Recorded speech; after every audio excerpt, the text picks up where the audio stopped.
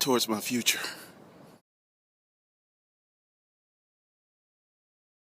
What's going on, people? It's Glendon Cameron with another edition of How to Make a Living Without a Job. But before we jump into that, best deal that I have, HMS special. 2 months of the hustler mindset plus tons of great content to help you change your mind, change your life, and also change your finances. With that, let's jump into it. Did you wake up this morning running? And when I say running, I'm not talking about going for your 2, 3, 4, 5, 6, or for you crazy people, 24-mile run. I'm talking about mentally running over the list of things that you need to do in your day. I had a sales mentor once, and he really used just to drive us crazy. And I didn't understand it, but I understand it now. You have to create a sense of urgency in your life. Because essentially, we all only have 24 hours. But there are more people that tend to make their hours more effective than others. And why? They have a sense of urgency. They have a sense of purpose. They have a sense of, I have some stuff I need to do. If you're not like raring to go in the morning because you've got this list of things to do, you might be cheating yourself. Because if you're not running towards your future, if you're not really saying, hey, I got to get this stuff done. Because having the job mindset that I'm going to go to work from 8 until 5 or 6, and then I'm free, it can be disabling to your success. Because success is like crazy, jealous, and comes at the strangest times. So how do you create a sense of urgency? Number one, it goes back to goals. It always goes back to goals, because when you have your goal list, when you have these things that you need to achieve, and you have strategy and a timetable, it creates a sense of urgency. Now, for many of you, you don't have goals or things that create a sense of urgency. You have bills that create a sense of urgency. Mortgages due on such and such date. The car payments due on such and such date. The credit card payment. Now, that's your orientation for urgency, because I think most places, rent's due the first week of the month. So it's the first of the month. There was a song about the first of the month. And that's a sense of urgency. I see all kinds of stuff. Another tip, if you're a hustler, first of the month, well, actually the last week of the month is a good time to get deals on Craigslist, because people are flipping their stuff to pay rent, get the car fixed or whatever, because they have a serious sense of urgency. But it's a sense of urgency that's produced by adverse circumstances. I'm not talking about creating that type of urgency. I'm talking about that you want some things so bad that they wake you up in the morning. That type of sense of urgency. That is all, you are creating your life, you're creating your lifestyle. You're doing these things that you want to do because your future is so exciting that you can't wait to get there. And that creates this sense of urgency and purpose and activity. That's what you have to do to be successful in 2013. That's what you had to do to be successful in 1713. The thing is, urgency gives you a certain adrenaline rush. That whole, you're kind of like, I need to do this. Sometimes I have to crank mine down because it gets a little crazy. But with a sense of urgency, you can move mountains. Give you a really good example of having a sense of urgency. It was in a article that I got on Facebook. It was about this guy who taught himself how to learn very well and to learn very fast and retain information. He had a student in one of his classes, and she's like, this was before he started teaching. And she was like, I need to learn how to read really, really fast. And he didn't really understand why she wanted to learn how to read really, really fast. Well, the deal was her mother had cancer, and many of the treatments were not working. So She learned to read really, really fast to gain as much alternative medicine information as she could to help out her mother. And in the end, it worked. That's a sense of urgency. That's a sense of, that's extant urgency, but, sense of urgency for a worthy purpose. Because a lot of times when you are doing okay, you tend to coast. Big thing that happens in sales, like say you have a target, you have your numbers. A lot of times when a salesperson gets close to their numbers or hit their numbers, kickback time happens. It's like, yeah, because I'm going to hit my numbers and I'm not going to get fired. Now, a sense of urgency is like, shit, I hit my numbers. If I do some more, I'm going to make some more money. And a lot of folks pull back because typically if you hit your numbers and exceed your numbers, then they raise your numbers, which makes it harder, where you always have a sense of urgency. You always have a sense of urgency when those numbers are looming over your head. It's like, damn, I got to do 1.9? Really? Okay, let's go. So essentially, you have to figure out what elements are in your life that help you create a sense of urgency for your business, your personal development, fitness, whatever. You've got to figure out what those things are for you, because they're going to be different. Everyone's not going to have the same trigger points for a sense of urgency. And that's one of the reasons that a lot of people like cookie cutter solutions, but how can you have cookie cutter solutions for everyone when everyone's an individual? There are certain things that apply to all of us. We all need oxygen, we all eat, we all must work, but there are certain things that won't.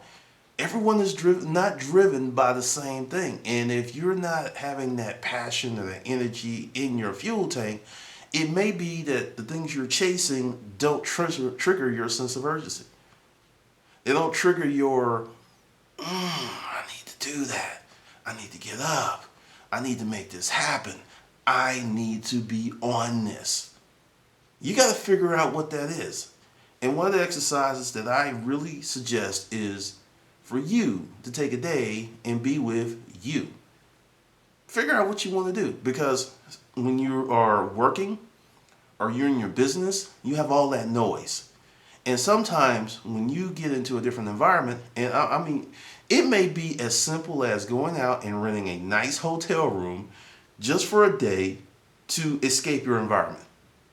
Because your environment has triggers and your environment has habit producing elements. So, like I'm in my office right now. So when I come in here, bam, it's time to work. It's time to make something happen. It's time to do something. It's time to make a video. Because you can set your environment up where it will help you trigger what you need to trigger for you to vroom, vroom, get your engine started. I mean, seriously, rent a hotel room, go in there, paper, you can videotape yourself, you can do whatever, and ask yourself this main question: why am I doing what I'm doing? A lot of folks never ask themselves that question. It's like they just get up and it's like, I go to work. Or they'll say something that is socially acceptable, but intrinsically a big ass lie. Well, I'm doing it for my family. You're doing it for your family, but you never spend any time with them. I am doing it because of this and this and this. But no, you never really do that. I'm a writer because I want to write, but you never write. I'm a hustler because I want to hustle, but you never ever hustle. Many people are in that I wanna, but I'm not doing. And that's the whole thing. Urgency is really close to action. They are like kissing. So if you got a sense of urgency, it's going to provoke you to action. It's going to move you. It's going to push you to action. And you have to really pull back from living inside your skull that all this wonderful stuff is going on in there, but it never ever comes out of your brain into the real world. You've got all this stuff that you want to do, these grand ideas, these things you're working on, but they don't ever pop out of the head. They just stay up there in the wonder fantasy land. So go get a hotel room. Or for me, walking, every time I go for a walk, I come up with some type of ideal, video topic, book topic, something. Every time I go walking, so for me, and I discovered that, to go for a walk with my headphones on, stuff just starts bubbling to the top.